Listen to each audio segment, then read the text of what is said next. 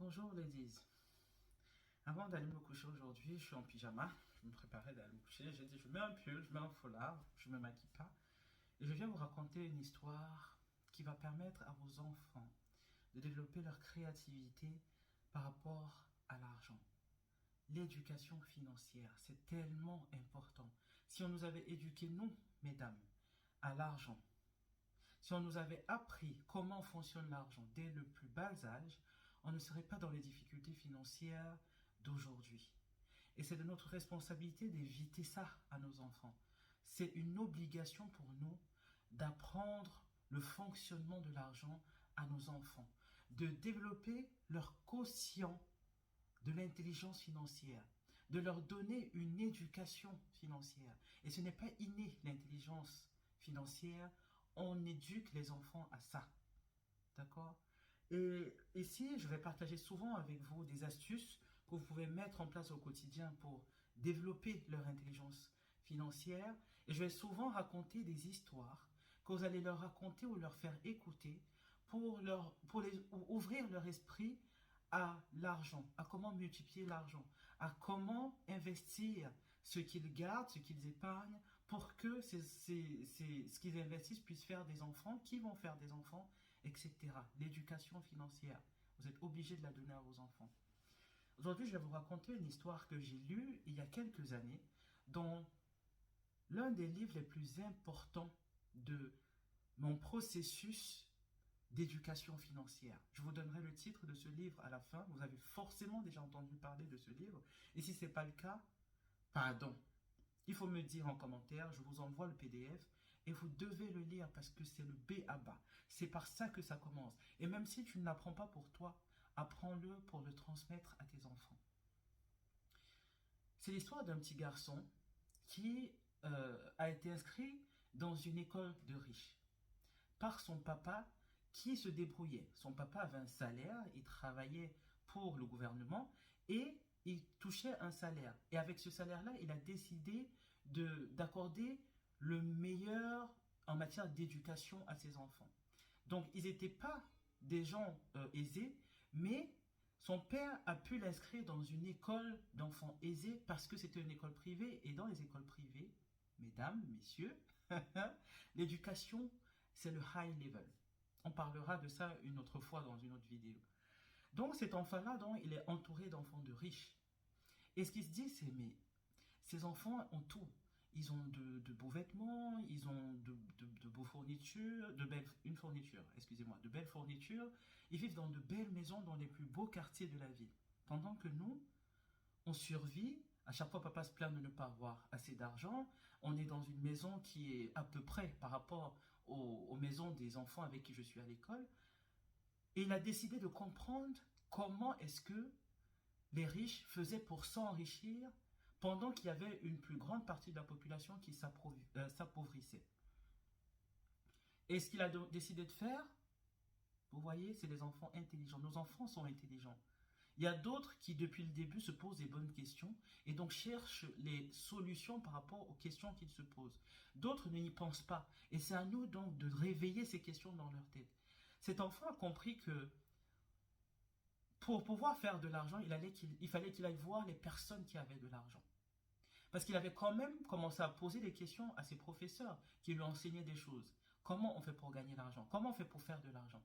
Évidemment, les professeurs n'avaient pas de réponse à cette question puisqu'en général, les enseignants sont des personnes qui ne sont pas riches. C'est une évidence. Ce n'est pas une critique, c'est une évidence. Ok? Mais les enseignants, à chaque fois, étaient en train de le rabrouer. Genre, tu n'as pas le droit de poser ce genre de questions, concentre-toi sur tes devoirs, concentre-toi sur tes notes, etc. Donc, il a décidé d'aller voir le papa de son meilleur ami, parce qu'il avait un meilleur ami qui était fils de riche. Il a dit à son ami, est-ce que je pourrais aller voir ton père parce que j'aimerais qu'il m'apprenne à gagner beaucoup d'argent. Comment est-ce qu'il fait pour se faire autant d'argent? J'aimerais qu'il me lance. Et son ami a dit, ok, je vais parler à papa et je vais voir s'il peut te recevoir. Son père a accepté, le père de l'ami, de son meilleur ami a accepté. Donc il allait rendre visite au papa de son meilleur ami et je vais squeezer beaucoup d'étapes pour que ça fasse pas très long. Et quand il a rencontré le papa de son ami, ce dernier lui a dit, écoute, On va commencer par une première étape cruciale. Tu vas aller travailler dans une bibliothèque en ville qui est ma bibliothèque et ça va être la première étape pour ton apprentissage. Il a dit ok, il était tout excité, il est là pour apprendre. Donc il a commencé à travailler dans la bibliothèque du papa de son ami. Et tout ce qu'il faisait, c'était nettoyer les étagères, nettoyer la poussière sur les étagères, ranger les livres et tout ça. Et c'est tout ce qu'il a fait. Il a fait ça pendant 2, 3 semaines. Et il a eu l'impression qu'il n'apprenait pas grand-chose. Il est retourné voir le papa de son ami pour lui dire, mais tu es censé m'apprendre à gagner de l'argent. Et moi, je passe mes après-midi, après l'école, à nettoyer de la poussière dans ta bibliothèque, mais je n'apprends pas grand-chose. Qu'est-ce que tu essaies de me faire comprendre? Et il lui a dit de retourner là-bas. Et s'il ne voulait pas y retourner, bah, l'apprentissage allait s'arrêter. Il n'avait pas le choix, le petit garçon. Il est retourné à la bibliothèque. Il s'est passé quelque chose un jour. Pendant que la bibliothécaire était en train de ranger, elle mettait un certain nombre de livres, de bandes dessinées à côté, et puis elle rangeait le reste dans les étagères. Et à la fin, elle a mis cette bande dessinée qui était déjà un peu usée dans un carton. Et le petit garçon lui a dit, mais qu'est-ce que vous allez faire de ces bandes dessinées que vous mettez dans les cartons?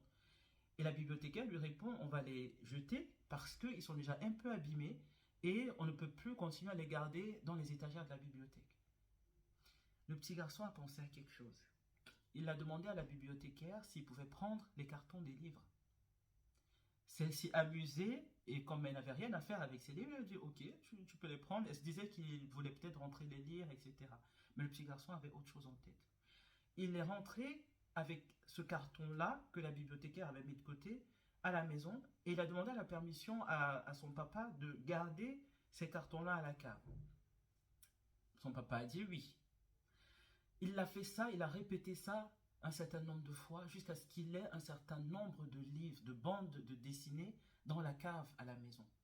Et il a commencé à parler de ça à ses amis à l'école. Il a parlé de ça à ses amis du quartier. Et ça s'est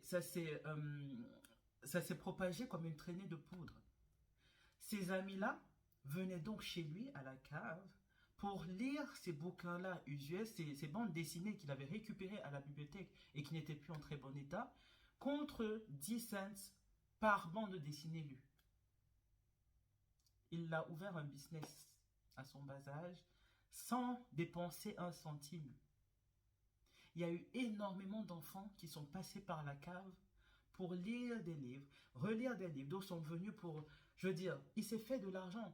10 cents qui se faisait à chaque fois avec de nouveaux bouquins, qui récupérait de la bibliothèque à 0 francs, et il en tirait 10 centimes par enfant. Vous imaginez alors si ses camarades, même s'il n'a que 10 camarades qui viennent là, ça lui fait 10 fois 10 cents par livre. S'il récupère 100 livres, je vous laisse faire le calcul. Développez la créativité de vos enfants en leur expliquant, en leur contant ce genre d'histoire. Parce que ça va leur apprendre à faire de l'argent intelligemment. Nous, on nous a dit, il faut aller à l'école pour trouver du travail et faire de l'argent. Ça, là, c'est ce qu'on a appris à nos parents. Donc, ils nous ont transmis ça. Et c'est le haut peuple, là, les gens qui sont en haut, là, qui apprennent ça, là, au bas peuple. Parce qu'il faut des ouvriers pour travailler pour eux. Aujourd'hui, on a accès à l'information. Ce n'est pas la manière de faire. Parce qu'on a tous fait ça, on se retrouve encore dans des difficultés financières. Vous devez apprendre à vos enfants une autre manière de fonctionner. Vous devez leur apprendre qu'ils doivent rendre des services aux gens pour faire de l'argent. Et ils doivent réfléchir intelligemment et être créatifs dans la manière de rendre des services aux gens pour se faire de l'argent. On voit les choses autrement. On transmet autre chose à nos enfants. Et c'est dès maintenant que ça commence, dès le bas âge. Donnons-leur les bons réflexes financiers afin que eux, ils puissent échapper à la pauvreté, au stress lié au manque d'argent. C'est de notre responsabilité, chère maman. Sur ce, je vous dis à bientôt pour la prochaine histoire. Si c'est un format qui vous intéresse, likez, partagez et commentez-moi pour me dire go. Parce que si vous ne commentez pas, je comprends que ça ne vous intéresse pas, je quitte dessus. Moi, j'ai commencé l'éducation financière de ma fille. Et j'ai bien l'intention de la mener quelque part. Je ne sais pas pour vous. Ciao, mesdames. vais dormir.